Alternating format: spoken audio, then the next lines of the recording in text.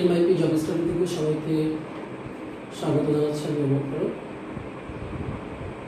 আজকে আমাদের ক্লাসের বিষয়বস্তু বাংলাদেশ বিষয়গুলি লেকচার 3। আমাদের ক্লাসের পাঠ্য বিষয় হচ্ছে বাংলায় মুসলিম শাসনামল, মুঘল শাসনামল, সুবিধার শাসনামল এবং বাংলায় নবাবী শাসন। আমরা 3টা শাসনামলকে দেখব আজকে।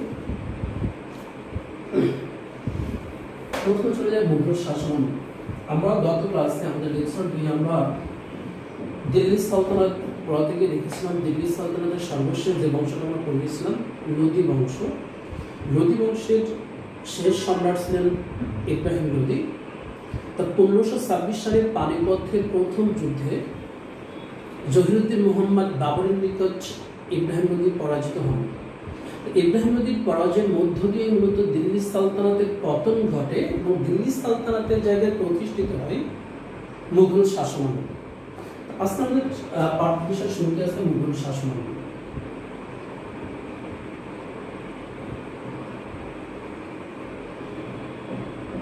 মুঘল শাসনামল, মুঘল শাসনামলের প্রথমে আমরা যার নাম লিখব জহিরুদ্দিন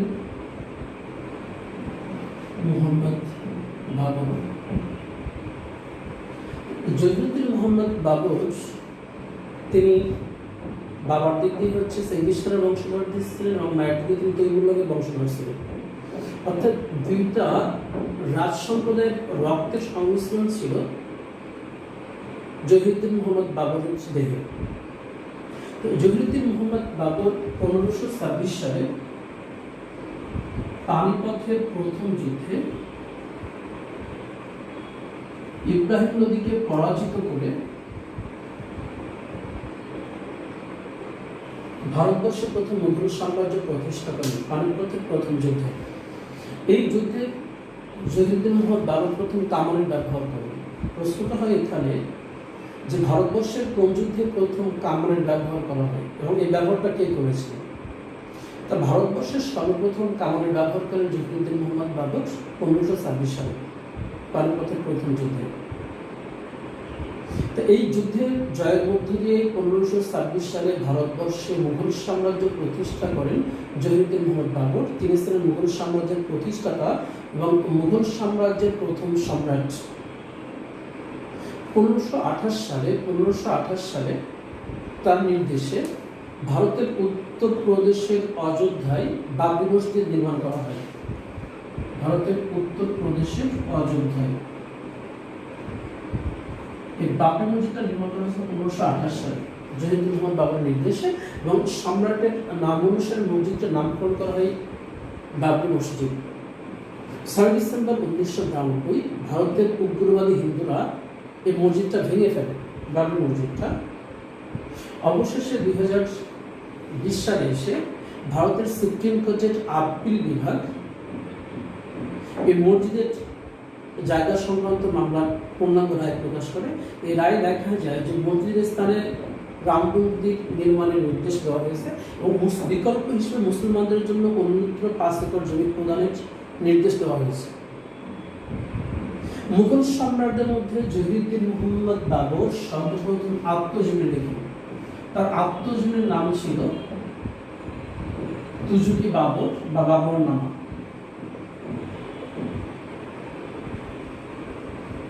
তুজুকি বাবর বা বাবরনামা, এই তুজুকি বাবর বা বাবরনামা রচিত হয়েছিল তুর্কি ভাষায়, কিন্তু এটা রচিত হয়। এখান থেকে প্রশ্নটা হয় জহিরুদ্দিন মোহাম্মদ বাবর কোন ভাষায় তার আত্মজীবনী রচনা করেন অথবা মুঘল সম্রাটদের মধ্যে কে প্রথম আত্মজীবনী রচনা করেন। তো জহিরুদ্দিন মোহাম্মদ বাবরকে নিয়ে কথিত আছে একটা, সেটা হলো যে তার পুত্র ছিলেন নাসিরুদ্দিন মোহাম্মদ হুমায়ুন। তিনি যে সময় দিল্লির সিংহাসনে আরোহণ করলেন তার কিছুদিন পর তার পুত্র নাসিরুদ্দিন মোহাম্মদ হুমায়ুন কঠিন রোগে আক্রান্ত হলেন। কারণ ভারতবর্ষে যত হেকিম, কবিরাজ কিংবা ডাক্তার ছিল সবাই সম্রাটের পুত্রের আরোগ্য লাভের জন্য চিকিৎসা করলেন। একটা পর্যায়ের সাথে দেখা গেল যে তার রোগটা আরো ঘনীভূত হলো, আরোগ্য লাভের কোনো সম্ভাবনা নেই। ঠিক ওই সময় সম্রাট বাবরের রাজদরবারে যিনি বিজ্ঞ হেকিম ছিলেন তিনি সম্রাটকে পরামর্শ দিলেন যে সম্রাট যদি তার নিজের জীবনের বিনিময়ে পুত্রের জীবন ভিক্ষা চান, তাহলেই তার পুত্র আরোগ্য লাভের সুযোগ আছে। এরপর বলা হয় সম্রাট যায় নামাজে বসে গেলেন এবং তিনি নিজের জীবনের বিনিময়ে পুত্রের জীবন ভিক্ষা ছিলেন। কিছুদিন পর দেখা গেল নাসিরউদ্দিন মোহাম্মদ হুমায়ুন সুস্থ হতে শুরু করলেন, সম্রাট নিজে অসুস্থতার দিকে চলে গেলেন। 1530 সালে জহিরুদ্দিন মোহাম্মদ বাবর মৃত্যুবরণ করেন। এবং তবে বাবর থেকে আমরা জহিরুদ্দিন মোহাম্মদ বাবর থেকে আমরা যে তথ্যগুলো পাই সেগুলো একটু দেখি। আমাদের জন্য যেগুলো গুরুত্বপূর্ণ সেটা হলো ভারতবর্ষে মুঘল সাম্রাজ্যের প্রতিষ্ঠাতা হলেন জহিরুদ্দিন মোহাম্মদ বাবর। 1526 সালে তিনি পানিপথের প্রথম যুদ্ধের মাধ্যমে মুঘল সাম্রাজ্য প্রতিষ্ঠা করেন এবং ভারতবর্ষের সর্বপ্রথম কামানের ব্যবহার হয় পানিপথের প্রথম যুদ্ধে, যে কামানের ব্যবহারটি বাবরই প্রথম করেছিলেন। অর্থাৎ ভারতবর্ষের সর্বপ্রথম কামানের ব্যবহার করেন জহিরুদ্দিন মোহাম্মদ বাবর। 1528 সালে তার নির্দেশে ভারতের উত্তর প্রদেশের অযোধ্যায় বাবরি মসজিদ নির্মাণ করা হয়। 6 ডিসেম্বর 1991 ভারতের উগ্রবাদী হিন্দুরা মসজিদ ভেঙে ফেলে। 2020 সালে অতি সম্প্রতি ভারতের সুপ্রিম কোর্টের রায়ে বলা হয়েছে যে বাবরি মসজিদের জায়গায় রাম মন্দির নির্মাণ করা হবে এবং মুসলমানরা বিকল্প জায়গায় 5 একর জমি পাবে মসজিদ নির্মাণের জন্য। মুঘল সম্রাটদের মধ্যে প্রথম আত্মজীবনী লেখেন জহিরুদ্দিন মোহাম্মদ বাবর। তার আত্মজীবনীর নাম ছিল তুজুকি বাবর বা বাবরনামা, যেটা তিনি তুর্কি ভাষায় রচনা করেন। 1530 সালে জহিরুদ্দিন মোহাম্মদ বাবর মৃত্যুবরণ করেন।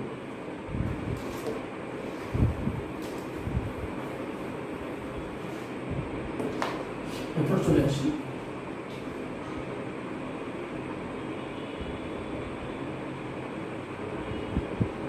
নাসিরউদ্দিন মোহাম্মদ হুমায়ুন।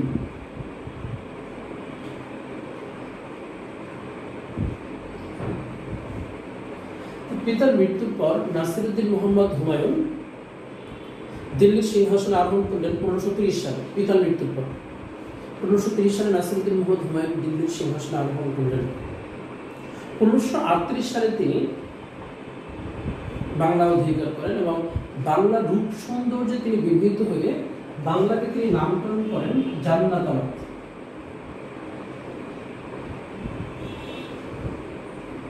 1538 সালে তিনি বাংলা আসেন এবং বাংলার রূপ সৌন্দর্য দেখে তিনি বাংলাকে নামকরণ করেন জান্নাতাবাদ। এখানে একটু বলে রাখি, ইবনে বতুতা নামকরণ করেছিলেন দুজুকুর নিয়ামত, আর সম্রাট হুমায়ুন কিন্তু নামকরণ করলেন জান্নাতাবাদ। দুইটা কিন্তু কনফিউশন লাগে, একটা হচ্ছে হুমায়ুন আর একটা হচ্ছে ইবনে বতুতা। কথিত আছে সম্রাট হুমায়ুন বাংলার রূপ সৌন্দর্য দেখে তিনি বাংলায় দীর্ঘ 6 মাসের অধিক সময় থেকে যান। পরবর্তীতে সম্রাটের কাছে দূত মারফত খবর আসলো যে সম্রাটের যে সমস্ত ভাইরা দিল্লিতে অবস্থান করছেন তারা প্রাসাদ ষড়যন্ত্রে লিপ্ত, অর্থাৎ সম্রাটের অনুপস্থিতিতে তারা দিল্লির সম্রাট হওয়ার জন্য তারা আকাঙ্ক্ষায় লিপ্ত এবং তারা ষড়যন্ত্র শুরু করলেন। এই সংবাদ পেয়েই সম্রাট হুমায়ুন তিনি বাংলা থেকে দিল্লির উদ্দেশ্যে রওনা হন।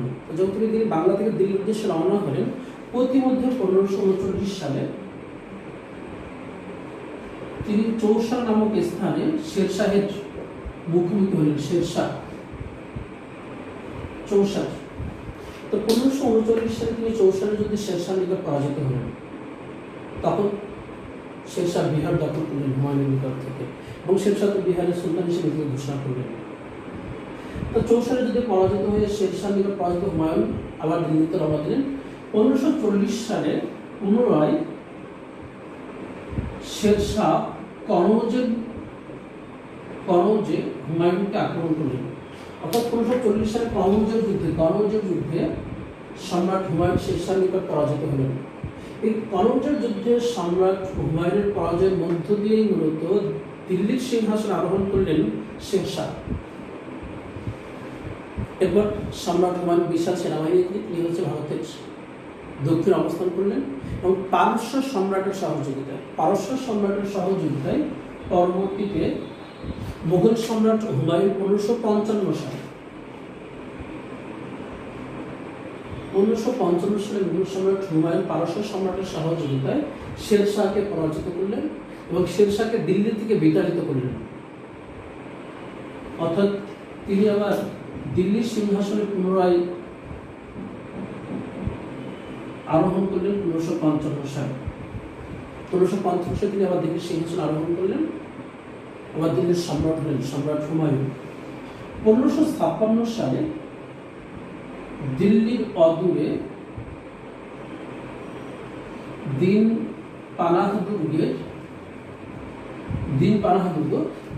দুর্গের সিঁড়ি থেকে পড়ে সম্রাট হুমায়ুন মারা যান। দিন পানাহ দুর্গের সিঁড়ি থেকে পড়ে তিনি মারা যান 1556 সালে।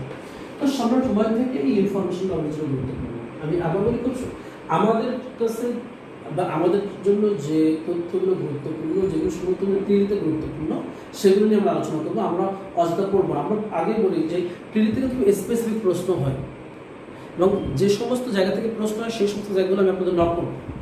অযথা অতিরিক্ত কোনো বিষয়ে আমরা আলোচনা করবো না। সম্রাট হুমায়ুন থেকে আমরা দেখি 1538 সালে তিনি বাংলায় আসেন এবং বাংলার রূপ সৌন্দর্যে তিনি বিমোহিত হয়ে বাংলাকে তিনি নামকরণ করলেন জান্নাতাবাদ।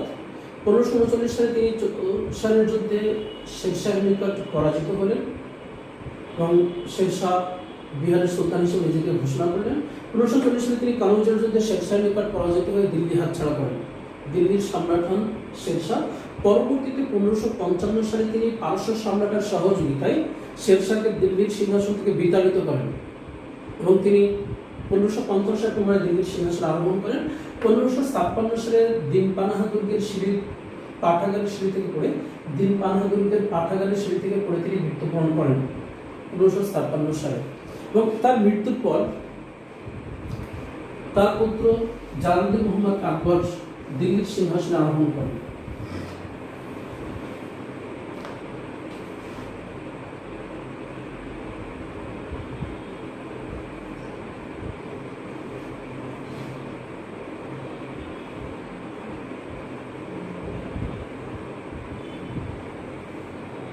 জালালউদ্দিন মোহাম্মদ আকবর 14 ফেব্রুয়ারি 1556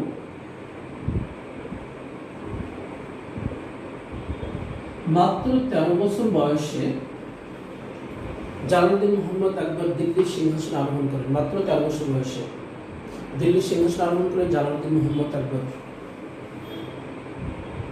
তিনি তার বাবার রাজসভার মন্ত্রী ছিলেন বৈরাম খান। তিনি বৈরাম খানকে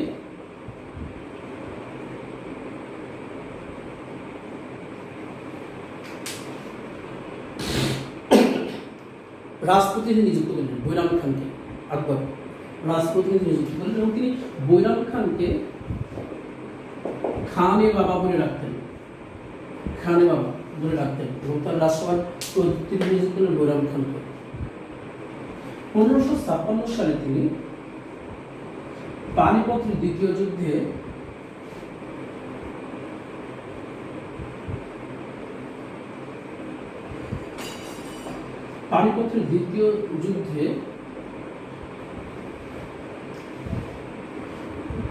শের শাহের প্রতিনিধি ছিলেন হিমুর মুখোমুখি হন। আফগান নেতা ছিলেন হিমুর মুখোমুখি হলেন বৈরাম খান, আকবরের সেনাপতি। আকবরের সেনাপতি এবং হিমুর মধ্যে, আফগান নেতা হিমুর মধ্যে পানিপথের দ্বিতীয় যুদ্ধ হয়। এই পানিপথের দ্বিতীয় যুদ্ধে আফগান নেতা হিমু পরাজিত হয় বৈরাম খানের নিকট। আফগান নেতা হিমু পরাজিত হন। আফগান নেতা হিমুকে পরাজিত করেই মুঘল সম্রাট আকবর সমগ্র দিল্লিতে আবার সক্রিয়ভাবে রাজ্য বিস্তার করলেন এবং তিনি সরকারি কর্মকর্তা কর্মচারীদের কাছ থেকে সুনিয়ন্ত্রিতভাবে বিন্যস্ত করার জন্য মনস্যবদারি প্রথা চালু করলেন। এই মনস্যবদারি প্রথা ছিল আকবরের রাজসভার সরকারি কর্মকর্তা কর্মচারীদের কাজের শ্রেণী বিভাগ। মুঘল সাম্রাজ্যের শাসনের পূর্বকাল থেকে কিন্তু ভারতের অমুসলিমদের জন্য জিজিয়া কর প্রযোজ্য ছিল। সম্রাট আকবর এই জিজিয়া কর রহিত করলেন। তিনি জিজিয়া কর রহিত করেন, তিনি জিজিয়া কর রহিত করে তিনি হিন্দু মুসলিম সবাইকে সমান করে দিলেন এবং তিনি রাজপুত কন্যা যোধাবাইকে বিবাহ করেন। রাজপুত কন্যা কিন্তু জিজিয়া কর রহিত করেননি, তিনি হিন্দু মুসলিম দুইটা জাতিকে একত্র করার জন্য যোধাবাইকে বিবাহ করেন, রাজপুত কন্যা। সম্রাট আকবরকে কিন্তু বলা হয় মুঘল সাম্রাজ্যের শ্রেষ্ঠ শাসক বা শ্রেষ্ঠ সুলতান হচ্ছে সম্রাট আকবর। 1576 সালে তিনি বাংলা জয় করলেন। সম্রাট আকবর 1576 সালে বাংলা জয় করলেন, সমগ্র বাংলা। তবে তিনি সমগ্র বাংলার উপর কিন্তু অধিকার প্রতিষ্ঠা করতে পারেননি। আমরা বাংলার বিখ্যাত বাবু বিয়ে পড়েছিলাম। তিনি বাংলা জয় করলেন, অর্থাৎ বাংলায় মুঘল সাম্রাজ্যের প্রতিষ্ঠাতা হলেন সম্রাট আকবর, ভারতবর্ষে মুঘল সাম্রাজ্যের প্রতিষ্ঠাতা হলেন জহিরুদ্দিন মোহাম্মদ বাবর, আর বাংলায় মুঘল সাম্রাজ্যের প্রতিষ্ঠাতা হলেন জালালউদ্দিন মোহাম্মদ আকবর। কিন্তু আকবর সমগ্র বাংলায় মুঘল সাম্রাজ্য প্রতিষ্ঠা করতে পারেননি। 1582 সালে সম্রাট আকবর দিনে ইলাহি নামক নতুন এক ধর্ম ব্যবস্থা প্রবর্তন করলেন। দিনে ইলাহি এক নতুন ধর্ম ব্যবস্থা প্রবর্তন করলেন। এই ধর্ম ব্যবস্থা দিনে ইলাহির মাধ্যমে তিনি মূলত হিন্দু মুসলিম দুইটা ধর্মকে একত্র করতে চাইলেন। তবে তার এই দিনে ইলাহির অনুসারীর সংখ্যা ছিল মাত্র 19 জন। তার ধর্মের অনুসারী ছিল মাত্র 19 জন। 1584 সালে সম্রাট আকবর বাংলা সাল ও বাংলা নববর্ষ চালু করেন। সম্রাট আকবর 1584 সালে বাংলা সাল ও বাংলা নববর্ষ তিনি চালু করলেন। তবে 1584 সালে এটা চালু করলেও এটা কিন্তু গণনা শুরু হয় 1556 সাল থেকে। গণনা শুরু হয় 1556 সাল থেকে। 1584 সালে তিনি বাংলা সাল বাংলা নববর্ষ চালু করলেন। আকবরের রাজসভার কবি ছিল আবুল ফজল।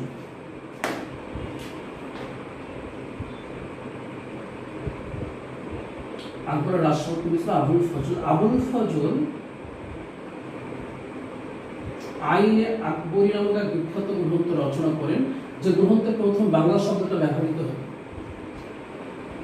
প্রথম বিদেশি পর্যটক হিসেবে জিয়াউদ্দিন বাবরি প্রথম বাংলা শব্দ ব্যবহার করেন, আর আইনি আকবরী গ্রন্থে প্রথম বাংলা শব্দটা ব্যবহার করেন আবুল ফজল। সম্রাট আকবরের রাজস্ব মন্ত্রী ছিলেন টুডারমল। আকবরের রাজস্ব মন্ত্রী টুডারমল, যিনি উপমহাদেশে রাজস্ব সংস্কারক হিসেবে পরিচিত। উপমহাদেশের রাজস্ব সংস্কারক বলা হয় টুডারমলকে। রাজস্ব সংস্কারের মধ্যে বিখ্যাত।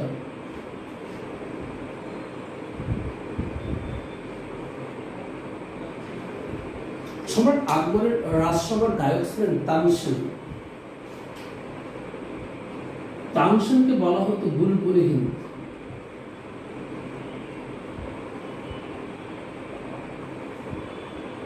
বুলবুলি হিন্দ বলা হতো তানসেনকে। তিনি ছিলেন সম্রাট আকবরের রাজসভার গায়ক। সম্রাট আকবরের রাজসভার কৌতুক করতেন বীরবল।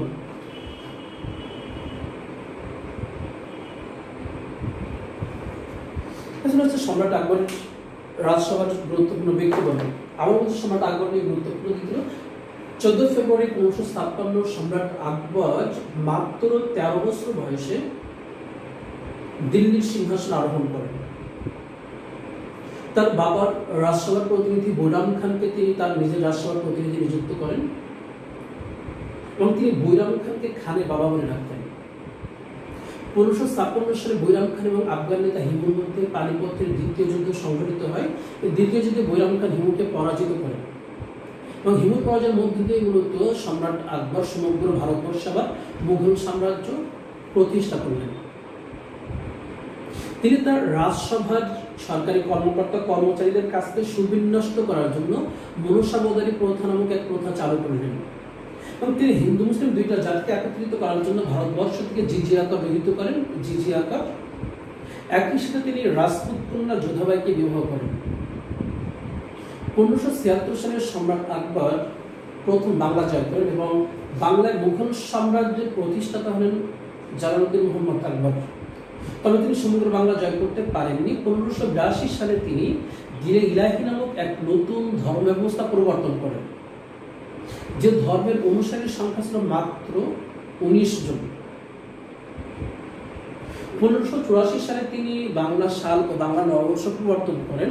যদিও 1584 সালে তিনি বাংলা সাল ও বাংলা নববর্ষ প্রবর্তন করলেন, কিন্তু এর সাল এবং বর্ষ গণনা শুরু হয় 1576 সাল থেকে।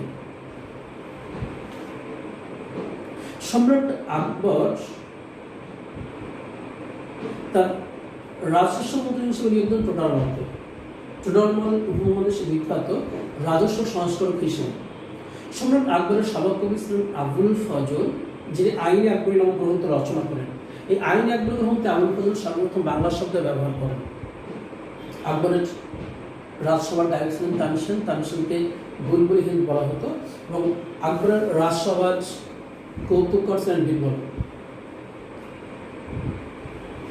এটি ছিল সম্রাট আকবর। তো সম্রাট আকবরের পর মুঘল সম্রাট হন সেলিম নুরউদ্দিন মোহাম্মদ জাহাঙ্গীর।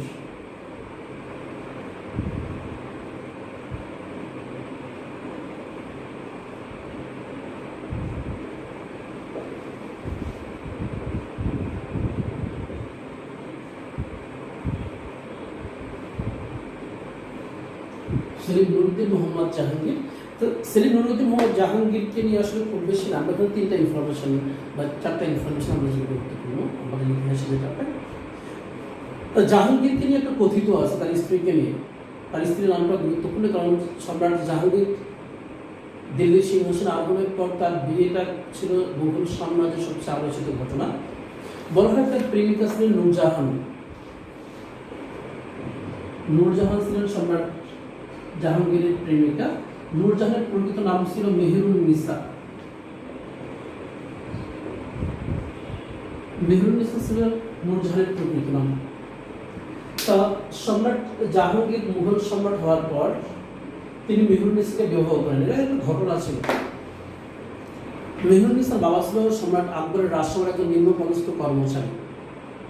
তারা সম্রাট আকবরের রাজসভায় অবস্থান করতেন পরিবার সহ। যে কারণে সম্রাট আকবরের পুত্র সেলিম নুরউদ্দিন মোহাম্মদ জাহাঙ্গীরের সাথে মেহেরুন্নিসার প্রেমের সম্পর্ক হয়ে যায়। যখন মুঘল সম্রাট আকবর এটা বুঝতে পারলেন, তখন তিনি তার রাজসভার নিম্নপদস্থ কর্মচারীকে চাপ দিলেন এবং তার উপর চাপ প্রয়োগ করে তার ওই কন্যা মেহেরুন্নিসাকে অন্যত্র বিয়ের ব্যবস্থা করলেন। কিন্তু সম্রাট জাহাঙ্গীর এটা ভুলতে পারেননি এবং তিনি তার নিজের পুত্র জাহাঙ্গীরকে অন্যত্র বিয়ে দিলেন। যখন মুঘল সম্রাট জাহাঙ্গীর দিল্লির সিংহাসন আরোহণ করলেন, তখন তিনি কথিত আছে দুই রকম, যে মেহেরুন্নিসার স্বামীর উপর চাপ প্রয়োগ করে তাকে তালাক দিলেন, অথবা বলা হয় যে তাকে তিনি মৃত্যুবরণ করেন। তার এক সন্তানের জননী ছিলেন মেহেরুন্নিসা। এক সন্তানের জননী থাকা অবস্থায় তিনি আনুষ্ঠানিকতা করে মেহেরুন্নিসাকে বিবাহ করেন এবং সম্রাট জাহাঙ্গীরের শাসনামলে মুঘল সাম্রাজ্যের ইতিহাসে তার এই বিয়ের ঘটনা ছিল হচ্ছে গুরুত্বপূর্ণ, যে কারণে পরীক্ষায় জাহাঙ্গীরের স্ত্রীর নামটা জানতে চাওয়া হয়। তো জাহাঙ্গীর মেহেরুন্নিসাকে বিয়ের পর তার নামকরণ করলেন নূরজাহান। বলা হতো মেহেরুন্নিসা ছিলেন সেই সময়কার ভারতবর্ষের গুণবতী এবং রূপবতী মহিলা। সম্রাট জাহাঙ্গীর তার রূপ এবং গুণের কাছে পরাজিত হয়ে তাকে বিয়ে করলেন এবং তার নামকরণ করলেন নূরজাহান। সম্রাট জাহাঙ্গীরকে তার দুইটা বিষয় গুরুত্বপূর্ণ। তিনি ভারতবর্ষের সর্বপ্রথম ফার্সি ভাষার ব্যবহার বাধ্যতামূলক করেন। তিনি ভারতবর্ষের সর্বপ্রথম ফার্সি ভাষার ব্যবহার বাধ্যতামূলক করেন। একই সাথে তিনি দ্বিতীয় মুঘল সম্রাট হিসেবে নিজের আত্মজীবনী লিখেন, তুজুকে জাহাঙ্গীর বা জাহাঙ্গীর নামা নামক। তা এখান থেকে প্রশ্নটা হয় এভাবে যে তিনটা প্রশ্ন হতে পারে। সম্রাট জাহাঙ্গীরের স্ত্রীর নাম কি? ভারতবর্ষের কেউ সর্বপ্রথম সরকারি কাজে ফার্সি ভাষার ব্যবহার চালু করেন? এবং সম্রাট জাহাঙ্গীরের আত্মজীবনী গ্রন্থ কোনটা ছিল? এবং এটা ছিল ফার্সি ভাষায়, তুজুকে জাহাঙ্গীর। তো এটা হচ্ছে সম্রাট জাহাঙ্গীর নিয়েও আমাদের কাছে গুরুত্বপূর্ণ। আমরা মুঘল সাম্রাজ্যের 4 জন সম্রাট দেখলাম। চলে আসি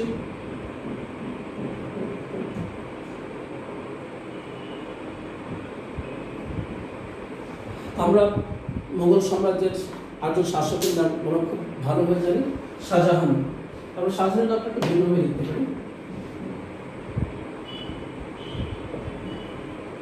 শাহজাহান ওরফে খুররম।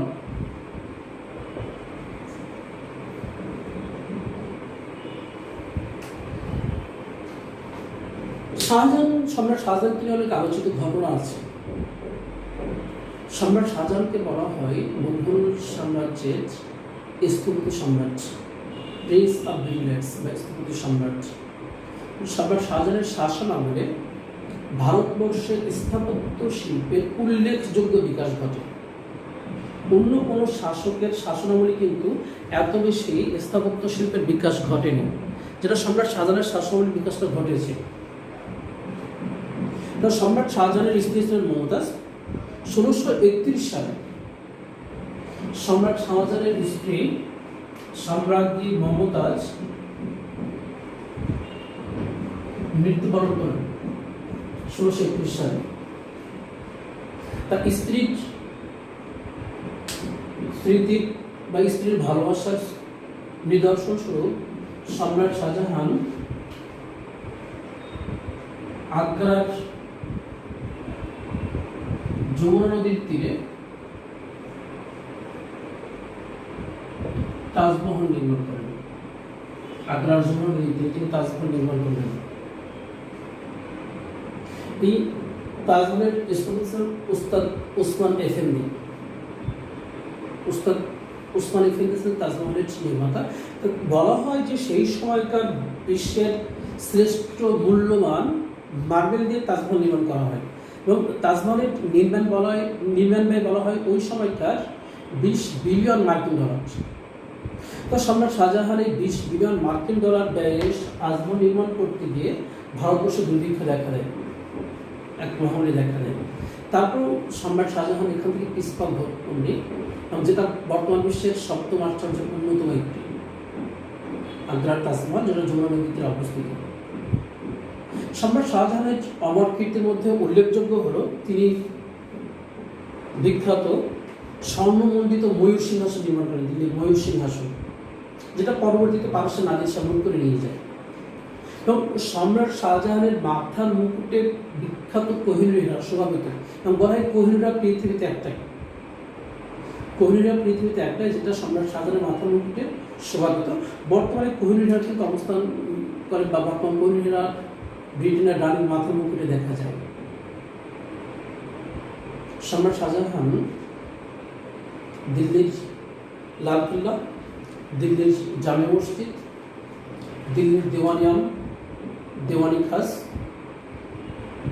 দিল্লির শাহী মসজিদ, দিল্লির প্রেসিডেন্ট প্রাসাদ, দিল্লির সুপ্রিম কোর্ট, লাহোরের সলিমান উদ্যান, আগ্রার মতি মসজিদ ইত্যাদি নির্মাণ করেন। সম্রাট শাহজাহানের স্থাপত্য শিল্পগুলো এখনো ভারতবর্ষের বিখ্যাত স্থাপত্য শিল্প হিসেবে কিন্তু গোটা পৃথিবীতে খ্যাতি অর্জন করেছে। সম্রাট শাহজাহান যখন বার্ধক্যে উপনীত হলো তখন দেখা গেল সম্রাট শাহজাহানের 3 পুত্র দারা, সুজা এবং আওরঙ্গজেব। সম্রাট শাহজাহানের 4 পুত্র ছিলেন, 2 কন্যা ছিলেন, এবং দারা, সুজা এবং আওরঙ্গজেবের 3 পুত্রের মধ্যে রাজপ্রাসাদে কে দিল্লির পরবর্তী সম্রাট হবে এটি নিয়ে দ্বন্দ্ব দেখা দিল। এই দ্বন্দ্বের কারণে সম্রাট শাহজাহান তার 3 পুত্র দারা, সুজা এবং আওরঙ্গজেবকে 2টা শর্ত দিলেন এবং তিনি বললেন তার এই 3 পুত্রের মধ্যে যে শক্তি এবং বুদ্ধিতে জয়ী হবে তাকে তিনি দিল্লির সিংহাসনে বসাবেন, তাকে তিনি দিল্লির রাজত্ব দিলেন। তো সম্রাট শাহজাহানের শর্ত মোতাবেক তার 3 পুত্র দারা, সুজা এবং আওরঙ্গজেব শক্তি এবং বুদ্ধির পরীক্ষায় লিপ্ত হলেন এবং সর্বশেষ দেখা গেল যে আওরঙ্গজেব শক্তি এবং বুদ্ধির পরীক্ষায় তার 2 ভাইকে পরাজিত করলেন, যে কারণে দিল্লির পরবর্তী সম্রাট হিসেবে শাহজাহান মনোনীত করলেন তার পুত্র আওরঙ্গজেব। তা শাহজাহান থেকে আমাদের জন্য গুরুত্বপূর্ণ তার স্ত্রী মমতাজ, এবং স্ত্রী মমতাজের মৃত্যু হয়েছিল 1631 সালে, এবং তিনি স্ত্রীর পূর্ণ স্মৃতির উদ্দেশ্যে ভালোবাসার স্বীকৃতিস্বরূপ দিল্লির আগ্রাজ যমুনা নদীর তীরে তাজমহল নির্মাণ করেন। এছাড়া তার বিখ্যাত মধ্যে আছে তিনি স্বর্ণমণ্ডিত ময়ূর সিংহাসন নির্মাণ করেন, তার মাথার মধ্যে কোহিনূরেরা শোভাকৃত। তিনি দিল্লির জামে মসজিদ, দিল্লির লালকেল্লা, তিনি দিল্লির দেওয়ানি খাস, তিনি দিল্লির শীষমহল, দিল্লির খাসমহল, দিল্লির প্রেসিডেন্ট প্রাসাদ, দিল্লির সুপ্রিম কোর্ট, লাহোরের সলিমান উদ্যান, আগ্রার মতি মসজিদ প্রভৃতি নির্মাণ করেন।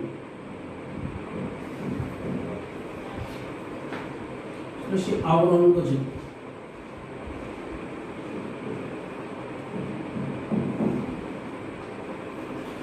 মুঘল সাম্রাজ্যের বংশানুক্রমিক শাসন ব্যবস্থা,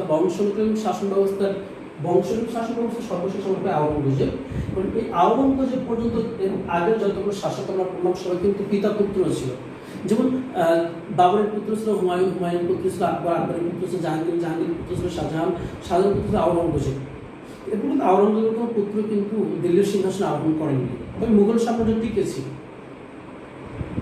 আওরঙ্গজেবকে বলা হয় জিন্দা পীর। তিনি মুসলিম বিশ্বের ফতোয়ার মধ্যে উল্লেখযোগ্য একটা হচ্ছে ফতোয়ায়ে আলমগীরি। এই ফতোয়ায়ে আলমগীরি গ্রন্থ রচনা করেন আওরঙ্গজেব। আওরঙ্গজেবের আরেকটা নাম ছিল, অন্য একটা নাম ছিল, তাকে বলা হতো বাদশাহ আলমগীর।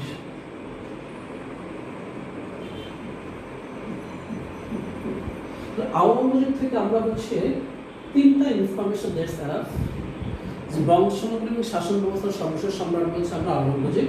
আওরঙ্গজেবকে বলা হতো জিন্দা পীর। তিনি ফতোয়ায়ে আলমগীরি গ্রন্থ রচনা করেন এবং তার অপর নাম হচ্ছে বাদশাহ আলমগীর। আরেকটা ইনফরমেশন গুরুত্বপূর্ণ, আওরঙ্গজেব আরেকটা কাজ করেছিলেন, তিনি জিজিয়া কর পুনরায় চালু করেন। এই জিজিয়া কর কে রহিত করেছিলেন একটু রিকল করে আমরা সবাই, সম্রাট আকবর। সম্রাট আকবর কিন্তু জিজিয়া কর রহিত করেন, যেটা পরবর্তীতে সম্রাট আওরঙ্গজেবের জিজিয়া কর আবার পুনরায় চালু করলেন। আমরা কাজী কাদের নেওয়াজের একটা কবিতা পড়েছি, শিক্ষকের মর্যাদা, মনে আছে সবার, বাদশাহ আলমগীর কুমারে তাহারে পড়াতে এক মৌলভী দিল্লির। যে কবিতাটা পড়েছি এখানে দেখলাম যে একদিন হঠাৎ করে দেখা গেল যে এক শিক্ষক দিল্লির সম্রাটের পুত্র দিয়ে নিজের পায়ে পানি ঢালছে। দিল্লির সম্রাট দূর থেকে দেখলেন, তিনি দেখে শিক্ষককে সংবাদ দিলেন যেন পরের দিন প্রত্যেক সকালে শিক্ষক তার সাথে দেখা করে। শিক্ষক তো ঘুম হারাম হয়ে গেল, না জানি দিল্লির অতির পুত্র দিয়ে পায়ে পানি ঢালছে, অমার্জনীয় অপরাধ। আমরা সবাই এটা জানি। পরবর্তীতে যখন শিক্ষক খুব অবাক হয়ে তাকে বলছিলেন যে আমি তো আমার পুত্রকে আপনার কাছে দিয়েছিলাম যে আমার পুত্র আপনার কাছে আদব শিখবে, কিন্তু সে তো আপনার কাছে আদব শিখেনি, সে শিখে কিছু বেয়াদবি। নইলে সেদিন সে শুধু আপনার পায়ে পানি ঢালতো না, সে নিজে হাত দিয়ে আপনার পায়ে ধুলোগুলো ধুয়ে দিত, কিন্তু আসলে সে আপনার কাছে আদব শিখেনি। শিক্ষক লাভটি দাঁড়িয়ে গিয়ে বললেন, আজ হতে চির উন্নত হলো শিক্ষাগুরু শিখ, সত্যি তুমি মহান উদার বাদশাহ আলমগীর। এই বাদশাহ আলমগীর হচ্ছে আওরঙ্গজেব। বাদশাহ আলমগীর। আওরঙ্গজেব থেকে আমাদের জন্য এই ইনফরমেশন গুরুত্বপূর্ণ। তাকে জিন্দা পীর বলা হতো। তিনি জিজিয়া কর পুনরায় চালু করেন, ফতোয়ায়ে আলমগীর গ্রন্থ রচনা করেন, তার অপর নাম হচ্ছে বাদশাহ আলমগীর। এরপর গুরুত্বপূর্ণ হচ্ছে দিল্লির সম্রাটদের মধ্যে মুহাম্মদ শাহ।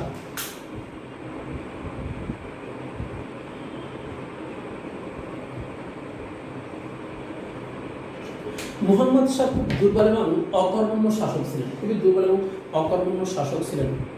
তো মুহাম্মদ শাহের শাসন আমলে 1739 সালে পারস্যের সম্রাট নাদির শাহ ভারত আক্রমণ করেন এবং তিনি ভারত আক্রমণ করে মহামূল্যবান কোহিনূর হীরা, যেটা সম্রাট শাহজাহানের মাথার মন্ত্রী শোভাকৃত, এই কোহিনূর হীরা এবং তিনি ময়ূর সিংহাসন ভারতে নিয়ে গেলেন, কোহিনূর এবং ময়ূর সিংহাসন দুটো তিনি ভারতে নিয়ে গেলেন লুট করে। যাই হোক, বর্তমানে কোহিনূরের সব হচ্ছে ব্রিটেনের নারীর মাথার মধ্যে, এটা অনেক কাহিনী, অনেক ঘটনা আছে, এদিকে আনা যায়। তা এখান থেকে হচ্ছে গুরুত্বপূর্ণ আমল হচ্ছে 1739 সালে নাদির শাহ সুলতান সম্রাট মোহাম্মদ শাহের শাসন আমলে কোহিনূর হীরা এবং ময়ূর সিংহাসন ভারত থেকে লুট করে নিয়ে যান। 1761 সালে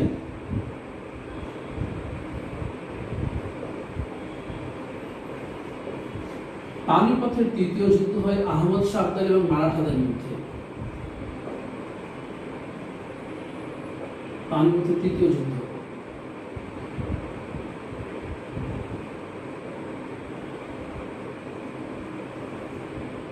আহমদ শাহ আবদালী এবং মারাঠাদের মধ্যে পানিপথের তৃতীয় যুদ্ধ হলো। পানিপথের তৃতীয় যুদ্ধের মূল কারণ, আহমদ শাহের মূল কারণটা ছিল হচ্ছে ভারতবর্ষের আধিপত্য বিস্তার। তা আহমদ শাহ আবদালী হচ্ছে পানিপথের তৃতীয় যুদ্ধে মারাঠাদের প্রথম হস্তে পরাজিত করেন। পানিপথের যুদ্ধ আমরা এই পর্যন্ত তিনটা যুদ্ধ করলাম মুঘল সাম্রাজ্য করতে গিয়ে। পানিপথের প্রথম যুদ্ধ ছিল মুঘল সাম্রাজ্যের প্রতিষ্ঠাতা, পানিপথের দ্বিতীয় যুদ্ধ ছিল সম্রাট আকবরের রাজত্বের সুবিধা করা, অর্থাৎ আক্রমণতা হিমুর পরাজিত। আর পানিপথের তৃতীয় যুদ্ধ ছিল আহমদ শাহ আবদালী এবং মারাঠাদের মধ্যে। এরপর সর্বশেষ মুঘল সম্রাট দ্বিতীয় বাহাদুর শাহ।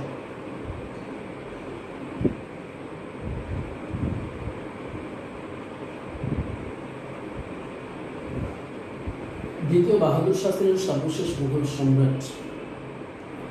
1758 সালে 1858 সালে সিপাহী বিদ্রোহের কারণে দ্বিতীয় বাহাদুর শাহ জাফরকে ব্রিটিশরা ইয়ারগুলো নির্বাসনে পাঠায়। 1858 সালে তাকে পাঠানো হয় এবং সিপাহী বিদ্রোহ হয়েছিল 1857 সালে। সিপাহী বিদ্রোহের স্মৃতির জন্য স্থানকে আমাদের ভিক্টোরিয়া পার্ক, আমরা বাহাদুর শাহ পার্ক যেটা বলি। তাই 1857 সালে সিপাহী বিদ্রোহ হলো। 1857 সালে সিপাহী বিদ্রোহের কারণেই 1858 সালে দ্বিতীয় বাহাদুর শাহ জাফরকে ব্রিটিশরা মায়ানমারের ইয়াঙ্গুনে নির্বাসনে পাঠায়। নির্বাসিত অবস্থায় 1862 সালে তিনি ইয়াঙ্গুনে মারা যান, যেটা বর্তমানে হচ্ছে রিঙ্গুন। এবং ইয়াঙ্গুনে তাকে কিন্তু সমাহিত করা হয় 1862 সালে। তাহলে 1857 সালে সিপাহী বিদ্রোহ হল। সিপাহী বিদ্রোহের কারণে 1858 সালে তাকে নির্বাসনে পাঠানো হলো। 1862 সালে তিনি মৃত্যুবরণ করলেন। এই ছিল হচ্ছে মুঘল শাসন বা মুঘল শাসনকে গুরুত্বপূর্ণ।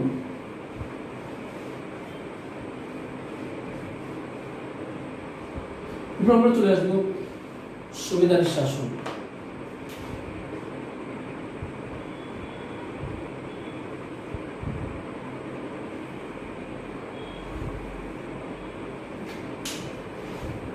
সুবেদারি শাসনটা আমরা একটু আলোচনা করবো। সুবেদারি শাসনটা হচ্ছে বাংলার ইতিহাসে আমাদের জন্য গুরুত্বপূর্ণ। তা মুঘল শাসন আমলে বিভিন্ন প্রদেশগুলো সুবা নামে পরিচিত ছিল। মুঘলদের যে প্রদেশগুলো ছিল এই প্রদেশগুলোকে বলা হতো সুবা। এর পরীক্ষা আসে যে মুঘল প্রদেশগুলো কি নামে পরিচিত ছিল? সুবা নামে পরিচিত ছিল। তা যারা এই সুবা প্রদেশগুলো শাসন কর্তা হতো তাদেরকে বলা হতো সুবাদার কিংবা সুবেদার। তো বাংলা ছিল মুঘলদের বৃহৎ এক প্রদেশ বা সুবা, বৃহত্তম সুবা ছিল বাংলা। তো বাংলা মুঘলদের বৃহত্তম সুবাকার ছিল, যে কারণে বাংলার মুঘল শাসন আমলের শাসনকর্তাকে বলা হয় বাংলার সুবেদার, যাকে আমরা সংক্ষেপে বলি সুবেদারি শাসন।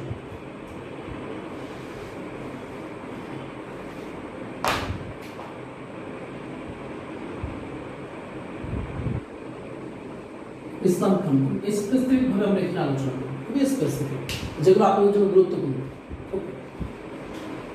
ইসলাম খান 1608 সালে তিনি বাংলার সুবেদার নিযুক্ত হন। আমরা আলোচনা করেছিলাম ওই যে গতকাল আছে 12 ভূঁইয়া পড়াতে গিয়ে, বাংলা 12 ভূঁইয়া। 1608 সালে তিনি বাংলার সুবিধা নিযুক্ত হন। 1610 সালে তিনি ঢাকাকে সর্বপ্রথম রাজধানীর মর্যাদা দেন, অর্থাৎ সোনারগাঁ থেকে তিনি বাংলার রাজধানী ঢাকায় স্থানান্তর করলেন। ঢাকাকে সর্বপ্রথম বাংলার রাজধানী করা হয় 1610 সালে। 1612 সালে তিনি সমগ্র বাংলায় মুঘল সাম্রাজ্য প্রতিষ্ঠা করেন।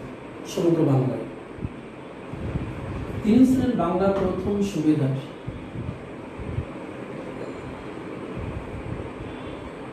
বাংলার সুবেদারি শাসনের প্রতিষ্ঠাতা ছিলেন ইসলাম খান। তিনি ঢাকার দোলাই খাল খনন করেন। সুবেদার ইসলাম খান দোলাই খাল খনন করেন, যেটা পরবর্তীতে বুড়িগঙ্গা নদীর সাথে একীভূত হয়ে গেছে। আমরা ধোলাই খাল বলি এখন, যেটা তার দোলাই খাল খনন করেন হচ্ছেন সুবেদার ইসলাম খান। তিনি বাংলার প্রথম নৌকা বাইসের প্রচলন ঘটান। নৌকা বাইস স্পেসিফিক ভাবে ইসলাম খানের অবদান লিখলেন। বাংলার প্রথম সুবেদার ছিলেন ইসলাম খান, অর্থাৎ বাংলার প্রথম সুবেদারি শাসন প্রতিষ্ঠা করেন ইসলাম খান। 1610 সালে তিনি ঢাকাকে বাংলার রাজধানীর স্বীকৃতি দেন, অর্থাৎ বাংলাকে সর্বপ্রথম রাজধানীর স্বীকৃতি দেন সুবেদার ইসলাম খান। তিনি ধোলাই খাল খনন করেন বা দোলাই খাল খনন করেন, যেটা বুড়িগঙ্গা নামে অভিহিত করা হয়। তিনি বাংলার প্রথম নৌকা বাইসের প্রচলন ঘটেন এবং তিনি ঢাকার নামকরণ করেন মুঘল সম্রাট জাহাঙ্গীরের নাম অনুসারে জাহাঙ্গীরনগর। সুবেদার ইসলাম খান তিনি মুঘল সম্রাটের নাম অনুসারে ঢাকার নামকরণ করলেন জাহাঙ্গীরনগর। এটা হচ্ছে ইসলাম খান।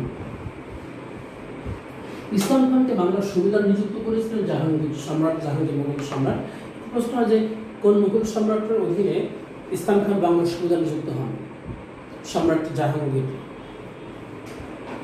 এরপর সুবেদার কাসিম খান,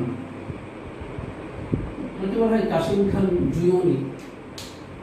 তারা শুধু সুবেদার কাসিম খান জুয়নি।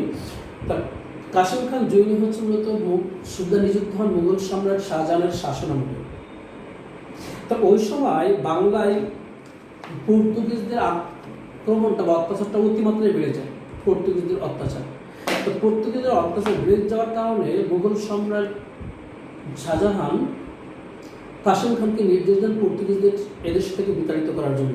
যে কারণে সম্রাটের নির্দেশে কাসিম খান হুগলি থেকে পর্তুগিজদের বিতাড়িত করেন। হুগলি থেকে পর্তুগিজদের বিতাড়িত করলেন। তাহলে এখানে আমাদের যে গুরুত্বপূর্ণ হচ্ছে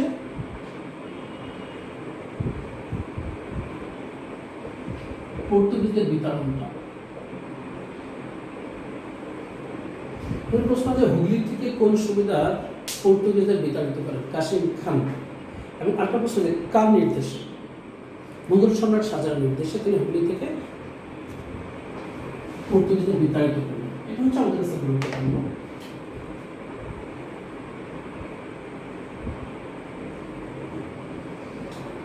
কাসিম খানের পর বাংলার সুবিধা হন শাহ সুজা। শাহ সুজা ছিলেন মুঘল সম্রাট শাহজাহানের পুত্র। সম্রাট শাহজাহান শাহ সুজাকে বাংলার শাসনকর্তা হিসেবে নিয়োগ করেন। তা শাহ সুজার ক্ষেত্রে আমাদের জন্য গুরুত্বপূর্ণ হচ্ছে তিনি ঢাকার বড় কাটরা নির্মাণ করেন। শাহ সুজা, এটা হচ্ছে গুরুত্বপূর্ণ। শাহ সুজাকে আমাদের কাছে আর খুব বেশি গুরুত্বপূর্ণ কিছু নাই। এবার চলে আসে মীর জুমলা।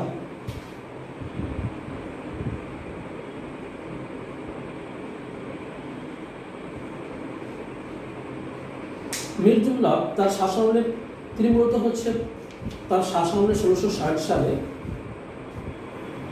প্রথম আসাম যুদ্ধ পরিচালিত হয়। 1660 সালে 1663 সালে আসাম যুদ্ধ পরিচালনা করেন মীর জুমলা। 1663 সালের আসাম যুদ্ধে যে কামানটি ব্যবহার করা হয়, এই কামানটি কিন্তু এখন আমাদের ওসমানী স্মৃতি উদ্যানে সংরক্ষিত রয়েছে। মীর জুমলার ক্ষেত্রে বলছি 1663 সালে তিনি আসাম যুদ্ধ পরিচালনা করেন। এই আসাম যুদ্ধে ব্যবহৃত কামানটি এখনো ওসমানী স্মৃতি উদ্যানে সংরক্ষিত রয়েছে। 1660 সালে তিনি রাজধানী রাজমহল হতে পুনরায় ঢাকায় স্থানান্তর করেন। অর্থাৎ কাশিম খান রাজধানী স্থানান্তর করলেন, রাজমহল নিয়ে গেলেন, সোনারগাঁয় রাজমহল। পরবর্তীতে মীর জুমলা আবার 1660 সালে রাজমহল থেকে রাজধানী ঢাকায় স্থানান্তর করলেন। এখানে একটা প্রশ্ন হয় যে ঢাকায় পর্যন্ত কয়বার রাজধানী হয়েছে? অনেকে বলে 4 বার, অনেকে বলে 5 বার। তো যারা 4 বার বলে, যারা 5 বার বলে, তাদের ক্ষেত্রে একটু বলি যে একটু এখানে আলোচনা করে যাই বিষয়টা। ঢাকা প্রথম বাংলা রাজধানী হয়েছে 1610 সালে, এরপর 1660 সালে, 1905 সালে বঙ্গভঙ্গের কারণে, 1947 পূর্ব পাকিস্তানের, এবং এই হচ্ছে 4 বার। যারা 5 বার বলেন তারা আবার 1971। আমরা যদি প্রশ্ন হয় যে বাংলা পর্যন্ত কয়বার, ঢাকায় পর্যন্ত কয়বার বাংলা রাজধানী হয়েছে, 5 বার পর্যন্ত রাজধানী হয়েছে ঢাকা বাংলা। তা মীর জুমলা 1663 সালে আসাম যুদ্ধ পরিচালনা করলেন। তিনি 1660 সালে রাজধানী রাজমহল থেকে ঢাকায় স্থানান্তর করলেন। মীর জুমলার ক্ষেত্রে একটা গুরুত্বপূর্ণ হচ্ছে তিনি ঢাকা গেট নির্মাণ করলেন। মীর জুমলা ঢাকা গেট নির্মাণ করলেন। তো এটা হচ্ছে মীর জুমলার ক্ষেত্রে আমাদের কাছে গুরুত্বপূর্ণ ইনফরমেশন। ওকে, এই তিনটা ইনফরমেশন গুরুত্বপূর্ণ। এরপর চলে আসে শায়েস্তা খান।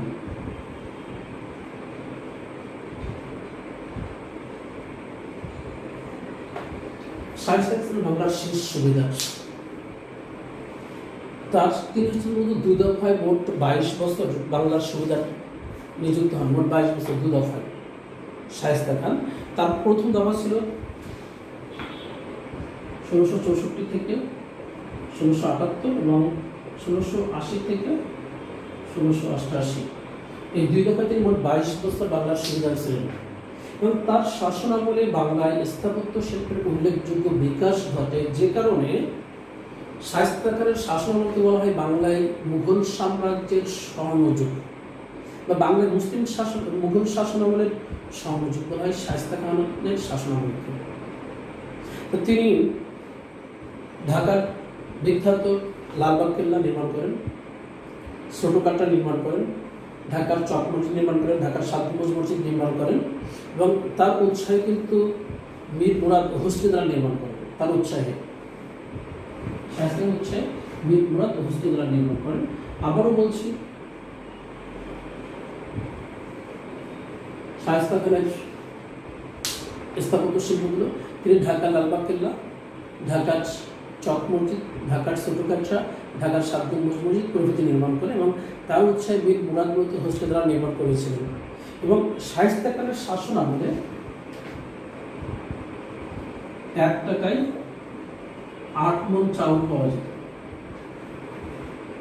শায়েস্তা খানের শাসন আমলে আমাদের কাছে অনেকের কাছে এটা মনে হয় যে আসলে এটা গল্পটা পক্ষী না, কিন্তু আসলে গল্প না, কিন্তু বাস্তবতা। সম্রাট সুবেদার শায়েস্তা খান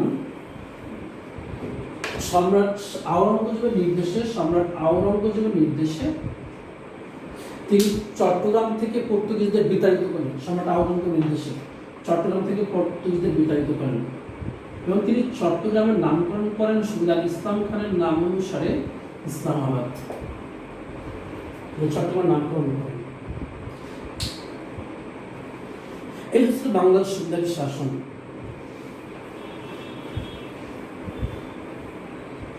তো বাংলার সুবেদারি শাসনকে আমরা যদি একেবারে সামারাইজ করি তাহলে যেটা দাঁড়ায় সেটা হলো খুব সহজেই বাংলার প্রথম সুবেদার ছিলেন সুবেদার ইসলাম খান। 1608 সালে তিনি বাংলার সুবেদার হয়েছিলেন। 1610 সালে তিনি ঢাকাকে প্রথম রাজধানীর মর্যাদা দেন এবং মুঘল সম্রাটের নাম অনুসারে তিনি ঢাকার নামকরণ করেন জাহাঙ্গীরনগর। তিনি ঢাকার ধুলাইখাল খনন করেন, যেটা পরবর্তীতে বুড়িগঙ্গা নদীর সাথে একত্রিত বুড়িগঙ্গা নামকরণ করা হয়, আমরা এখন বলি ধুলাইখাল। তিনি বাংলায় প্রথম নৌকা ব্যাচের প্রচলন ঘটান। তিনি 12 ভূঁইয়াদের কঠোর দমন করেছিলেন সুবেদার ইসলাম খান। কাশিম খান মূলত মুঘল সম্রাট শাহজাহানের নির্দেশে হুগলি থেকে পর্তুগিজদের বিতাড়িত করেন। শাহ সুজা ছিলেন মুঘল সম্রাট শাহজাহানের পুত্র এবং তিনি ঢাকার চকবাজারে বড় কাট্টা নির্মাণ করেন। মীর জুমলা 1660 সালে রাজধানী রাজভবন থেকে ঢাকায় পুনরায় স্থানান্তর করেন, অর্থাৎ তিনি দ্বিতীয়বার ঢাকাকে রাজধানীর মর্যাদা দেন। তিনি ঢাকা গেট নির্মাণ করেন। 1663 সালে তিনি আসাম যুদ্ধ পরিচালনা করেন। এই আসাম যুদ্ধে যে কামানটি ব্যবহৃত সেই কামানটি এখনো পর্যন্ত আমাদের ওসমানী স্মৃতি উদ্যানে সংরক্ষিত রয়েছে। শায়েস্তা খান ছিলেন বাংলার শেষ সুবিধা। তার শাসনের বাংলা স্থাপত্য শিল্পের উল্লেখযোগ্য বিকাশ ঘটে, যে কারণে তার শাসনামলকে বাংলায় মুঘল শাসনামলের সমযোগ বলা হয়। শায়েস্তা খানের উল্লেখযোগ্য স্থাপত্য শিল্পের মধ্যে ছিল লালবাগ কেল্লা, ঢাকার চক মসজিদ, সাত গম্বুজ মসজিদ, ছোট কাটরা, এবং তার উৎসের মধ্যে বীর মুরাদ হোসেনরা নির্মাণ করেছিলেন। শায়েস্তা খানের শাসনামলে টাকায় 8 মণ চাল পাওয়া যেত। তিনি মুঘল সম্রাট আওরঙ্গজেবের নির্দেশে চট্টগ্রাম থেকে পর্তুগিজদের বিতাড়িত করেন এবং চট্টগ্রাম এর নামকরণ করেন মুঘল সুবেদার ইসলাম খানের নাম অনুসারে ইসলামাবাদ। এটা ছিল হচ্ছে বাংলার সুবেদারি শাসন। এরপর চলে আসছে বাংলায় নবাবী শাসন।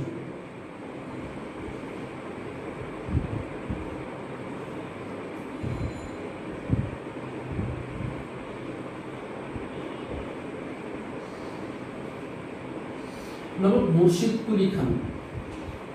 নবাব মুর্শিদ কুলি খান ছিলেন মুঘল সম্রাটদের একজন সুবিধার।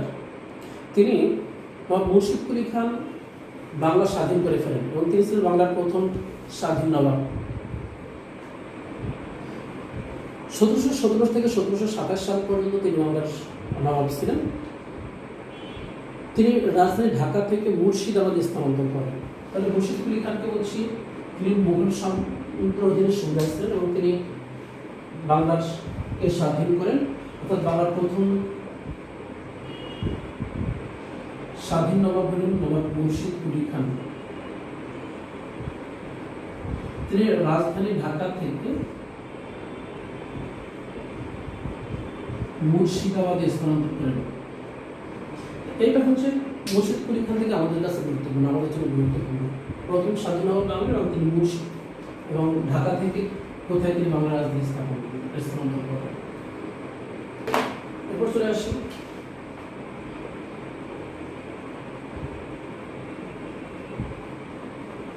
নবাব আলীবর্দী খান। নবাব আলীবর্দী খান নিয়ে আমাদের দুইটা ইনফরমেশন গুরুত্বপূর্ণ। সেটা হলো যে তিনি যে সময় বাংলা নবাব ছিলেন সে সময় মারাঠাদের আক্রমণটা খুব বেড়ে যায়, অর্থাৎ মারাঠারা প্রতি বছর বাংলা, বিহার এবং উড়িষ্যা আক্রমণ করত। তা মারাঠাদের এই আক্রমণ বাংলার ইতিহাসে বর্গীয় হাঙ্গামা নামে পরিচিত।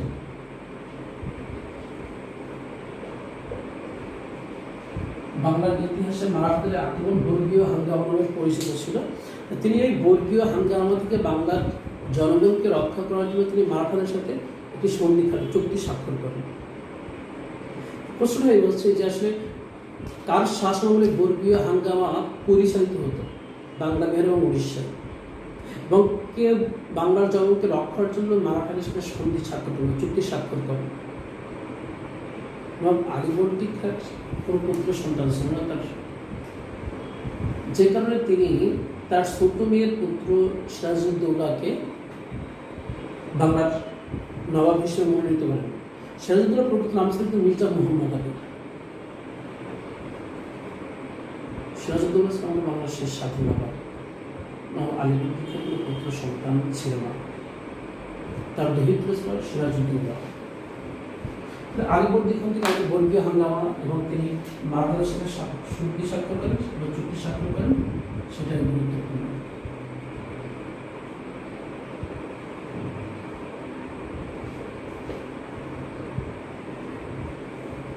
নবাব সিরাজউদ্দৌলা 10 এপ্রিল 1756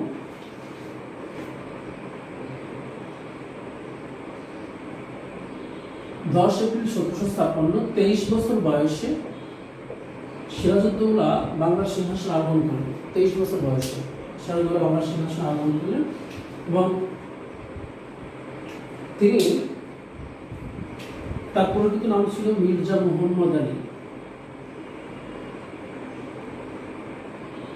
তিনি ছিলেন নবাব আলীবর্দীর দৌহিত্র।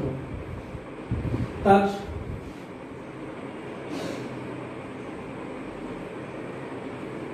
মায়ের নাম ছিল আমিনা এবং তার বাবার নাম ছিল জয়নুদ্দিন।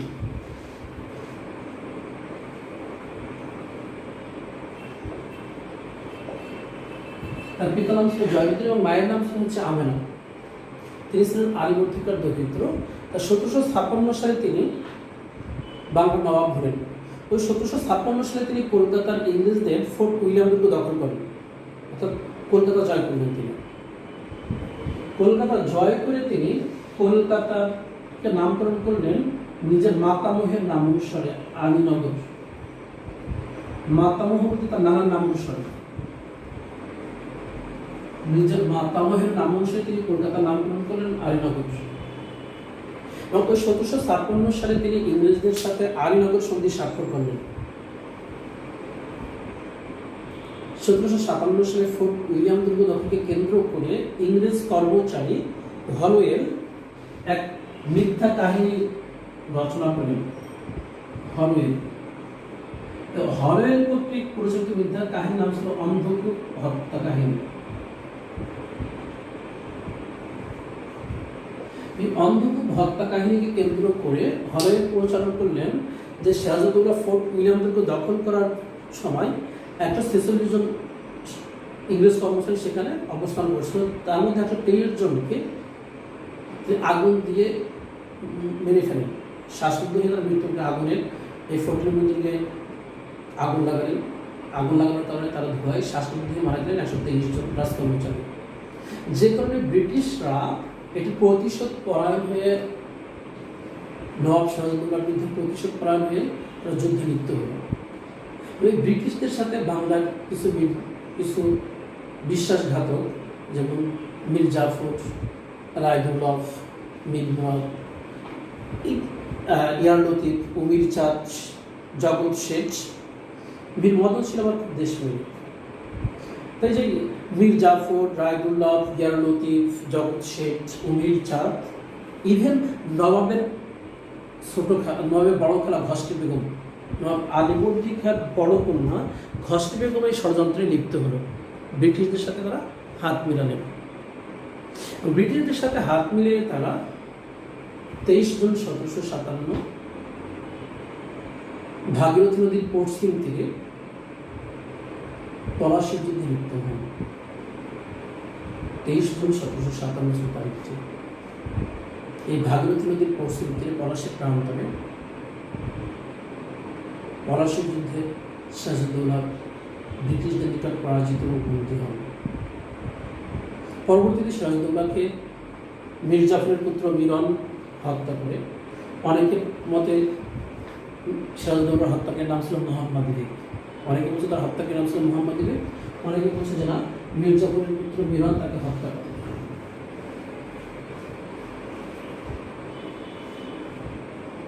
সিরাজউদ্দৌলা ছিল বাংলার শেষ স্বাধীন নবাব। পলাশীর যুদ্ধের মাধ্যমে বাংলার স্বাধীনতার সূর্য অস্তমিত যায়, বাংলার স্বাধীন নবাবী শাসনের পতন ঘটে। সিরাজউদ্দৌলাকে হত্যা করলেন মোহাম্মদ বেগ কিংবা মীর জাফরের পুত্র মিরন। এরপর বাংলার নবাব হলেন মীর জাফর।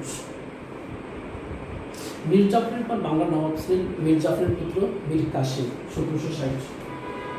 মীর কাসিমটা আমরা একটু পড়বো, একটু ভিন্নভাবে। আমাদের আজকে আলোচনা বিষয় মীর কাসিমটা পড়ে আমরা শেষ করবো আমাদের আজকে ক্লাস।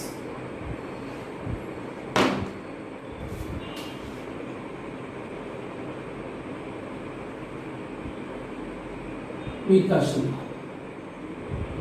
1760 সালে মীর কাসিম বাংলার সিংহাসনে আরোহণ করেন, বাংলার নবাব হলেন ব্রিটিশদের অধীনে। তিনি ছিলেন দেশপ্রেমিক নাগরিক। তিনি ব্রিটিশদের হাত থেকে বাংলার প্রভাব বা বাংলাকে প্রভাবান্বিত করার জন্য তিনি পুরো ব্রিটিশদের প্রভাব মুক্ত করার জন্য বাংলাকে তিনি রাজধানী মুর্শিদাবাদ থেকে মুঙ্গের স্থানান্তর করেন।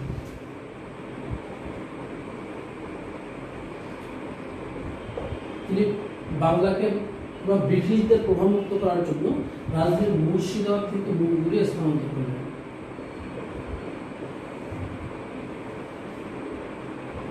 যখন ব্রিটিশরা বুঝতে পারলো যে মীর কাসিম তাদের কথা মতো সবকিছু পরিচালনা করবে না, সে কারণে ব্রিটিশরা মীর কাসিমের বিরুদ্ধে যুদ্ধ ঘোষণা করলেন এবং 1764 সালে বক্সারের যুদ্ধে তারা মীর কাসিম মুখোমুখি হলেন। 1764 সালে বক্সারের যুদ্ধ। এই 1764 সালে ইংরেজদের সাথে বক্সারের যুদ্ধে মীর কাসিম পরাজিত নিহত হন। তা মীর কাসিমের পরাজয়ের মধ্য দিয়েই সমগ্র ভারতবর্ষ স্বাধীনতা সূর্য অস্তমিত যায়, সমগ্র ভারতবর্ষ মুঘলদের অধীনে চলে আসে। একটা বিষয় একটু বলে রাখি, পলাশীর যুদ্ধে কিন্তু শুধুমাত্র বাংলা মুঘলদের অধীনে চলে আসে, বাংলা দিল্লির ব্রিটিশদের অধীনে চলে যায়। তো পলাশীর যুদ্ধের মাধ্যমে শুধুমাত্র বাংলার স্বাধীনতার সূর্য অস্তমিত যায়, কিন্তু বক্সারের যুদ্ধের মাধ্যমে সমগ্র ভারতবর্ষের স্বাধীনতার সূর্য অস্তমিত যায়। পলাশীর যুদ্ধে ব্রিটিশ সেনাপতি ছিলেন লর্ড ক্লাইভ, ঠিক একইভাবে বক্সারের যুদ্ধে ব্রিটিশ সেনাপতি ছিলেন লর্ড ক্লাইভ। লর্ড ক্লাইভ পলাশীর যুদ্ধের মধ্যে বাংলার স্বাধীনতা হরণ করলেন এবং বক্সারের যুদ্ধের মধ্যে সমগ্র ভারতবর্ষের স্বাধীনতা হরণ করলেন। এটা ছিল হচ্ছে আমাদের বাংলার নবাবী শাসন কিংবা একবার ব্রিটিশ শাসন আমলের পূর্ব পর্যন্ত। তো আমরা যদি বাংলার নবাবী শাসনের সারাংশ করি বা সামারি করি, তাহলে যে ইনফরমেশনগুলো আমাদের জন্য গুরুত্বপূর্ণ যেগুলো আমরা পাই সেগুলো হলো, বাংলার প্রথম স্বাধীন নবাব ছিলেন মুর্শিদ কুলি খান। তিনি প্রথম স্বাধীন নবাবী শাসনের সূচনা করেছিলেন। তিনি রাজধানী ঢাকা থেকে মুর্শিদাবাদে স্থানান্তর করেন। এরপর বাংলার স্বাধীন নবাব হয়েছেন নবাব আলীবর্দী খাঁ। তার শাসন আমলে বাংলা, বিহার এবং উড়িষ্যার প্রতি বছর মারাঠারা আক্রমণ করত। মারাঠাদের আক্রমণটা বাংলার ইতিহাসে বর্গীয় হাঙ্গামা নামে পরিচিত ছিল।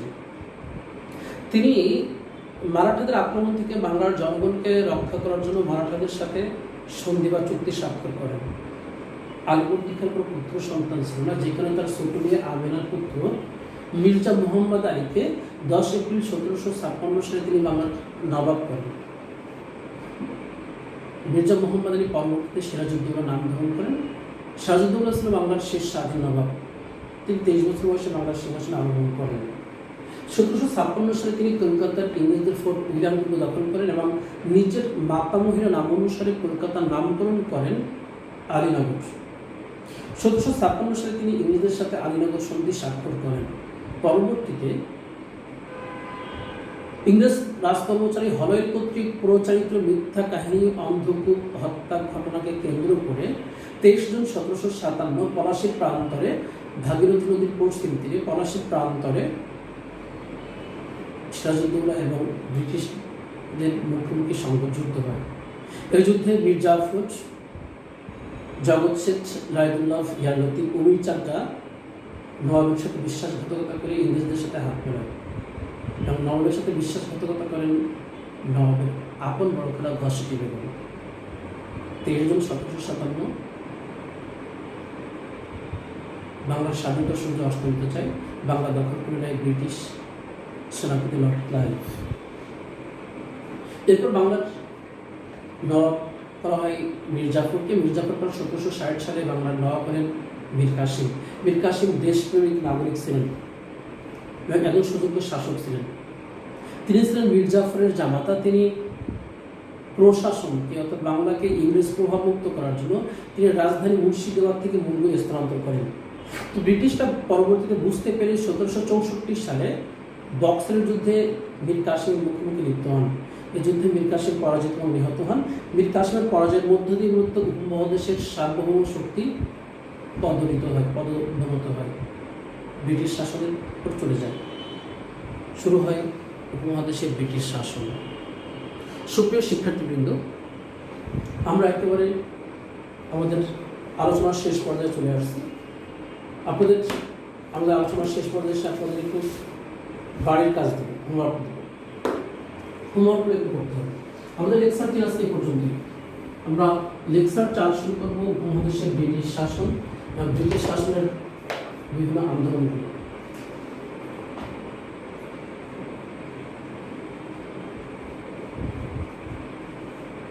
হোমওয়ার্ক করে লিখবেন।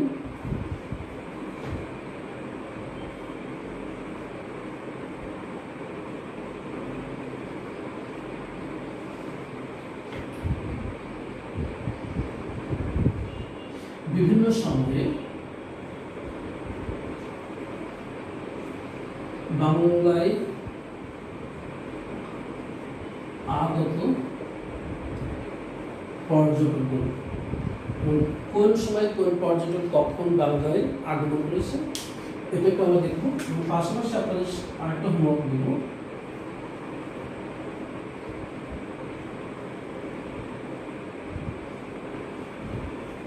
বিভিন্ন শাসনামলে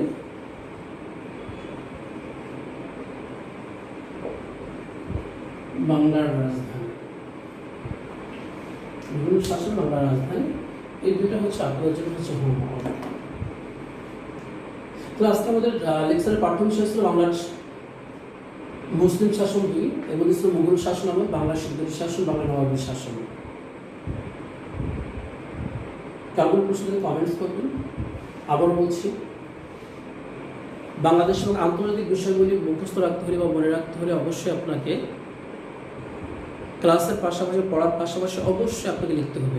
আমি রিকোয়েস্ট করবো আপনাদেরকে যে আপনারা একটা বিষয় 2 বার পড়লে অবশ্যই কমপক্ষে 4 বার লিখবেন, দেখবেন এটা আপনার কখনো ভুলবেন না। সবাই ভালো থাকবেন, সে পর্যন্ত শুভকামনা সবার জন্য। আল্লাহ হাফেজ, আসসালামু আলাইকুম।